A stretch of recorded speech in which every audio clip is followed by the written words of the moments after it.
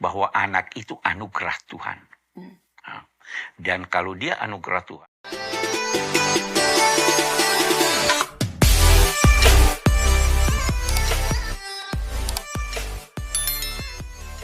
kan jadi kita mau bicara spesifik soal anak, Bi. Sebetulnya kalau dalam pandangan Al-Quran, kedudukan anak itu bagaimana, Biko? anak itu kedudukannya sangat istimewa. Tapi yang pertama harus digarisbawahi bahwa anak itu anugerah Tuhan. Nah, dan kalau dia anugerah Tuhan pasti istimewa. Itu dasarnya begitu. Karena itu bukti bahwa dia anugerah Tuhan, ada orang yang mau anak tidak dapat anak. Ada orang yang tidak mau anak dapat anak. Ada orang yang sudah menggunakan alat-alat kontrasepsi. Tetap dapat. Itu anugerah Tuhan, itu satu. Karena anugerah Tuhan, maka kita harus memelihara baik anugerah itu. Memeliharanya itu dengan mendidiknya dan mempersiapkannya untuk menjadi manusia yang baik. Didik dengan baik. Itu tugas orang tua. Nah, karena itu siapkanlah segala sesuatu untuk menjadikan anak itu tumbuh berkembang. Sejak dini Al-Quran sudah mengatur menyusukan anak. Ibu dikecam oleh Al-Quran karena enggan menyusukan anaknya. Ayah diperintahkan oleh Al-Quran untuk memberi biaya penyusuan anak. Itu haknya anak. Jangan ambil haknya anak. Nah, nanti terus mendidiknya. Mendidiknya sejak bahkan dalam perut. Sudah dididik. Apalagi kalau sudah dewasa. Kalau sudah dewasa, dia punya hak. Jangan paksa dia memilih jurusan. Sekolahnya dipaksa, kamu harus ini, kamu. Jangan jadikan anakmu sama dengan engkau. Karena dia mempunyai kecenderungan yang berbeda dengan kecenderunganmu. Dia hidup pada masa yang berbeda dengan masamu. Itu anak. Tapi di Al-Quran juga ada beberapa ayat yang menggambarkan anak sebagai cobaan. Iya. Ada yang anak sebagai musuh. Betul. Itu penjelasannya gimana ya, Bi? Sekarang, kalau Anda tidak mendidik anak Anda, dia bakal jadi musuh Anda.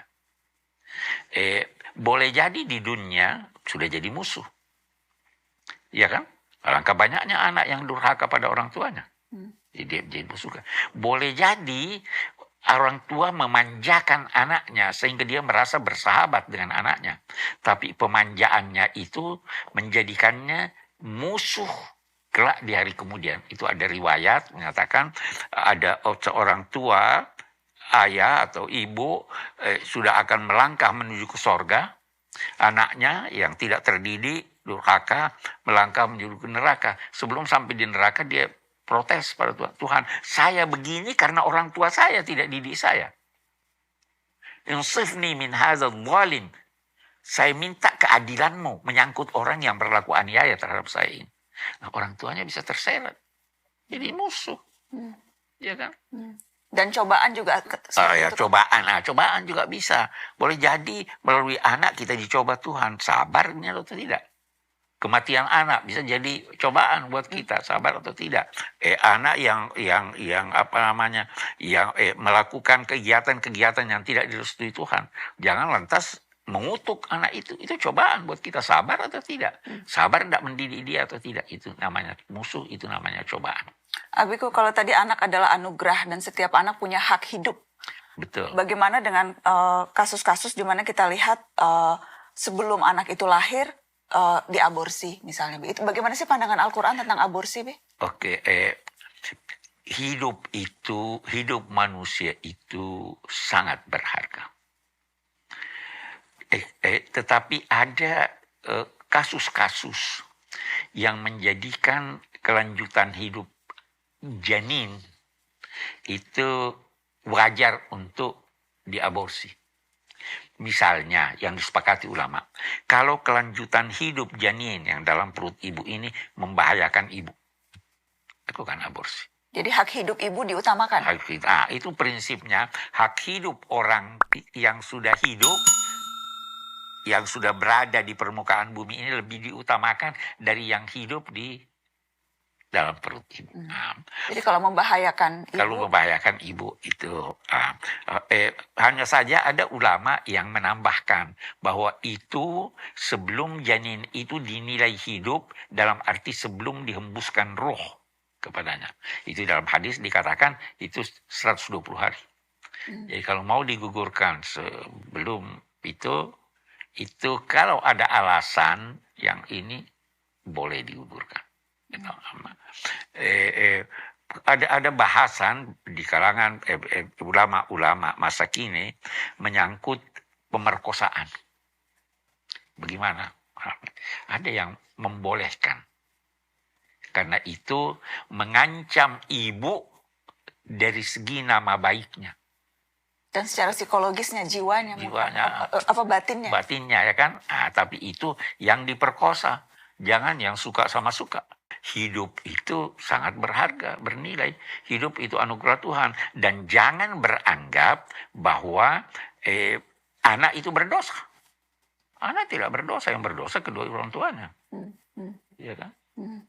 Jadi anak yang dilahirkan dari hubungan yang hubungan gelap. Hubungan gelap itu anaknya tidak berdosa sama sekali. Sama sekali tidak berdosa, bukan. Dan dia tetap punya hak hidup. Dia punya hak hidup. Dia punya hak hidup. Dia punya ini.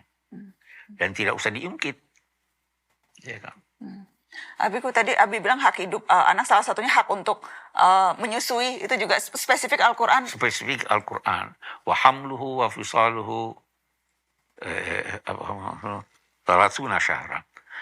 Anak itu dikandung dan disusukan sampai selesai masa penyusuan yang ideal itu 30 bulan. Jadi berarti anak minimal dalam rahim ibu menurut Al-Quran itu 6 bulan, bukan 7 bulan. Nah, jadi 30 potong 6, 24. Anak disusukan sampai umur 24 bulan. Itu liman arada an yutimma radha'ah, kalau mau sempurna penyusuan itu. Itu haknya anak. Karena itu ayah wajib membelanjakan. Dia membawa nama ayah kan. Kasih istrimu biaya penyusuan supaya dia beli vitamin, biar fit dan sebagainya. Kewajiban suami. Istri, kamu wajib. Jangan kalau dikasih sedikit kamu lantas tidak mau menyusukan. Itu dikecam oleh Al-Quran. Abiku tadi Abi bilang pendidikan anak itu kewajiban orang tua, sehingga sedemikian sampai orang tua mungkin saja akan tertarik ke neraka kalau zolim terhadap anak karena tidak menjalankan kewajibannya mendidik. Tapi kalau dalam pergaulan atau lingkungan sekarang, pendidikan atau faktor keluarga kan bukan satu-satunya jelas bukan penyebab. Kalau sekarang ada banyak sekali faktor yang kemudian bisa membuat anak nakal, anak kemudian. Di sinilah peranan pertama orang tua. Karena itu dikatakan jangan biarkan anakmu bersahabat dengan orang buruk. Jadilah sahabat anakmu. Sehingga kalau ada unek-uneknya, dia tidak sampaikan kepada temannya yang belum tentu tahu persoalan. Ini apalagi anak perempuan. Ibu bersahabat dengan anaknya. Jadi anaknya kalau ada keluhan, saya diganggu begini, saya ada ini, dia bersahabat. Kalau menjauh, dia cari orang lain untuk dia curhat, ya kan? Bisa jadi yang dia curhati itu orang yang tidak mengerti persoalan. Jadi itu kunci mendidik juga, itu ya, bersahabat dengan anak. Bersahabat. Karena itu berbahagialah orang tua yang mengantar anaknya berbakti kepadanya. Misalnya bagaimana berbakti? Jangan bodoh-bodohin dia. Kamu bodoh, kamu ini. Jangan bebani dia melebihi kemampuannya. Kamu harus ranking 1 ya. Jangan. Kamu harus belajar bersungguh-sungguh. Apapun hasilnya, itu sudah baik. Walaupun bukan ranking 1. Ya kan itu ya. Jangan mencari-cari kesalahannya. Kalau kamu tidak setuju, jangan maki dia. Karena memaki itu memberi dampak negatif terhadap jiwanya kan. Sampai merenggut anak yang sedang kencing. Ada kejadian di masa Nabi. Ada seorang bayi, Nabi mari saya gendong. Tiba-tiba bayi itu, anak itu yang mungkin berumur 2 tahun ngompol. Ibunya terus renggut begini. Hei, jangan. Biar dia ngompol. Ini pakaian dibersihkan oleh air. Apa yang membersihkan hati anakmu dari renggutan yang kasar itu? Ini bisa terbawa sampai dia. Nah, karena itu kita bisa pindah sedikit. Janganlah menikahkan anak sebelum dia siap untuk menikah. Siap mental, siap siap biaya hidup dan lain-lain sebagainya. Ada beberapa kejadian kemarin, pernikahan belasan tahun dan sesama anak kecil. Nah, bagaimana bisa 14 tahun, masih SMP, 14 sama 15. Katanya supaya nggak zina, supaya menghindari zina, supaya nggak pacaran, jadi dinikahkan aja gitu. Alasannya. Tidak melihat dampak dari itu. Kalau ada anaknya, siapa yang mau ini?